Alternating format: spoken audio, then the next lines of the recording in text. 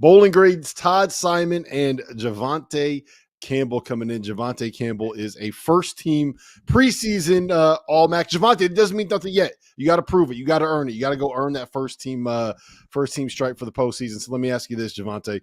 What are we going to see from you this year? Where this step forward? Where is that improvement going to come from? Definitely being a leader.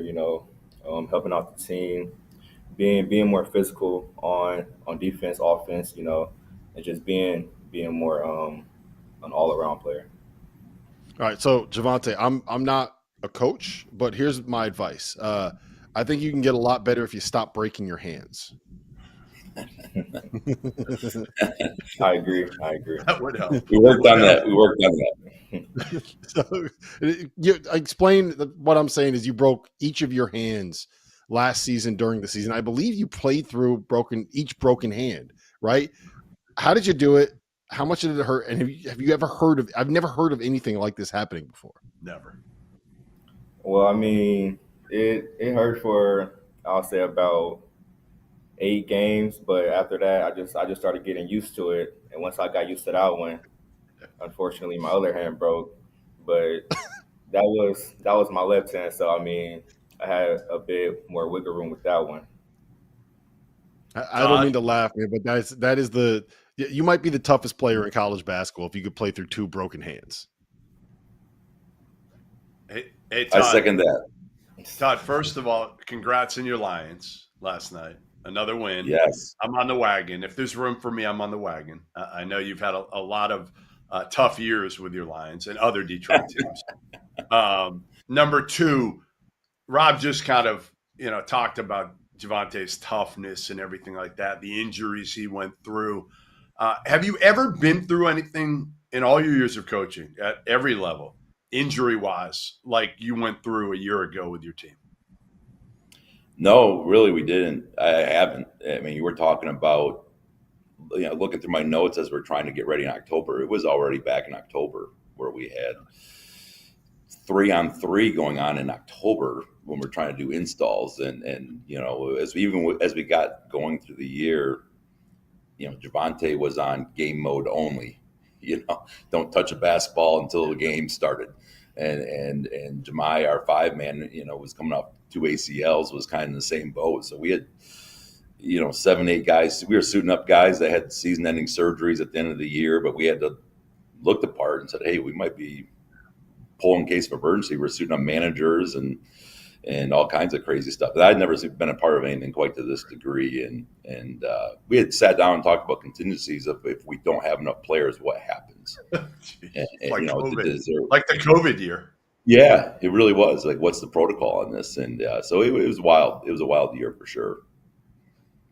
When you go back and look at it, Todd, because I think last year you guys, the formula for how to build a roster was built the right way. And I think that you had a team that, if you had not dealt with those injuries, was probably good enough to compete at the top of the MAC.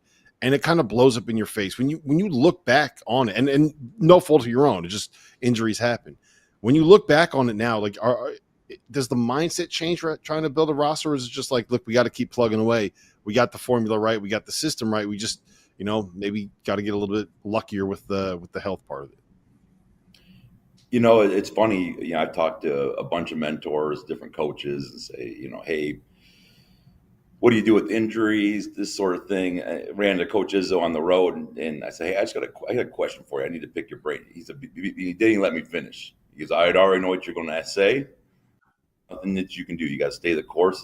There's a large degree of luck to this situations, and so it was like it was kind of reaffirming to hear from folks that have done it and won at a high level.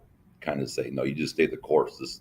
These things happen, and trust your system, trust your blueprint, and do the best you can with it. So we kind of doubled down on maybe a little bit more depth, a few more walk-ons so that we can practice and do all those type of things. But all in all, we're pretty firm believers in what we're doing.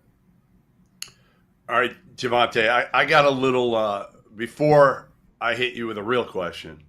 I want to ask you, you're from where? What town in Oklahoma are you from? Muskogee, Oklahoma. All right. What is actually? I should ask Todd this, and then I'm going to ask you this.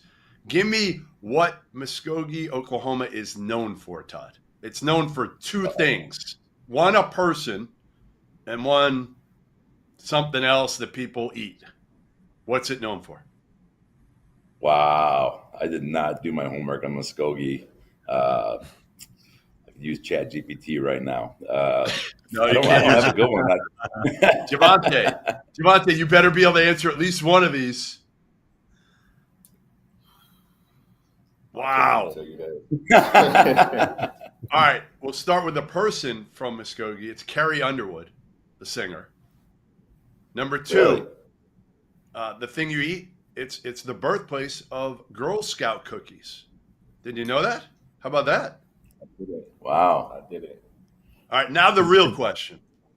What are we going to see differently out of you, other than the fact that you're healthy now, Javante?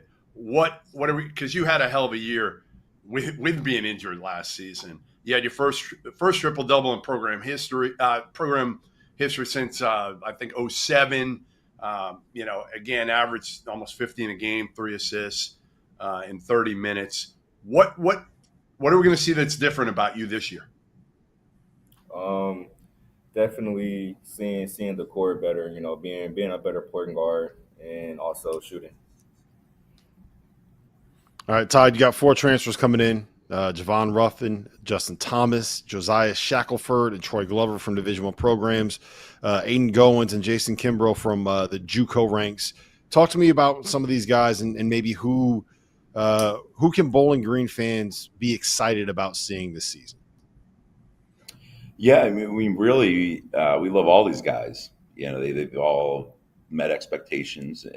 Meyer Wool as well. We added him in August from Eastern Kentucky and to that group. And so you kind of have some known commodities and Justin Thomas and Ruff. Those guys played 20 plus minutes in power conferences. So you kind of know what they're about.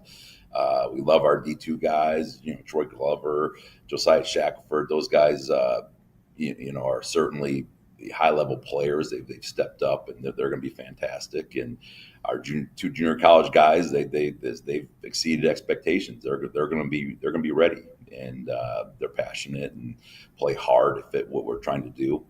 And Meyer Wool was 6th man of the year in his league.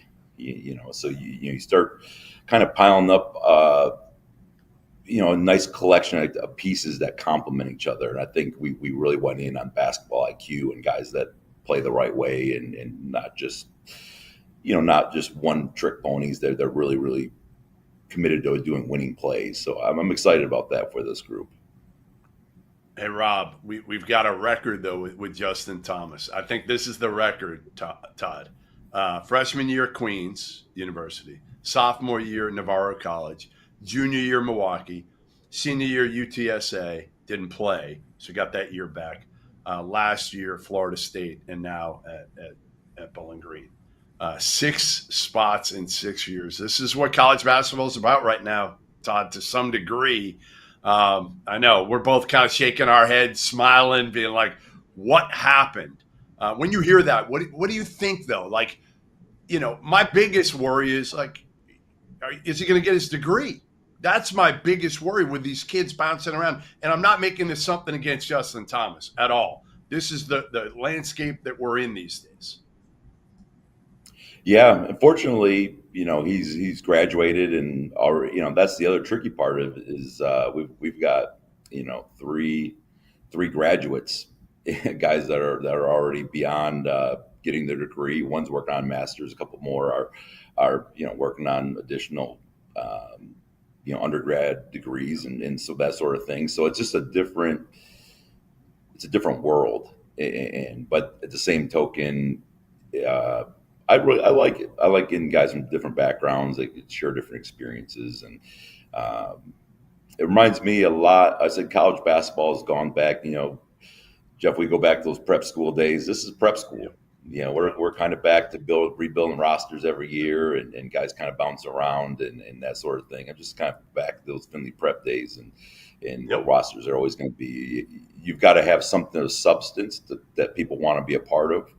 because guys can up and go and move and have the freedom to do so. And I don't think it's all bad. Yep. All right, last thing I got for you guys, and then we'll get you out of here. I want you both to answer. Javonte, you go first. What is the one thing that has to happen this year, other than staying healthy, for us to look up in February and Bowling Green is right there competing with the other teams at the top of the MAC for a MAC regular season championship? I'll say we just have to stay the course, and do what Bowling Green basketball does. It's just been doing since Todd's been here. And I'll say just being coachable and also being player coachable first. Like coach can't say it first. He got to be one of the players. Todd? Yeah, I think particularly the mental toughness piece of the grind. I think that's the separator between the champions and the contenders is the mental toughness, for 31 games plus a tournament and doing the right things for 100 practices in that process. So I think it's that mental toughness to keep doing the right things, even when the ups and the high, and not just the lows, but when things are going well, is you handling success. All right. For the next 10 days, Javonte, can we have him wear gloves around campus just so his hands are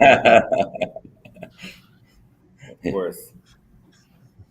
All right, stay healthy, guys. Best of luck this season, and go get a big win so we can get you back on the field of 68 after dark. Todd, always a pleasure to see you. Javonte, best of luck this season, man. Great seeing you guys. Thank you. Yep. Thanks for having us. Thanks, fellas.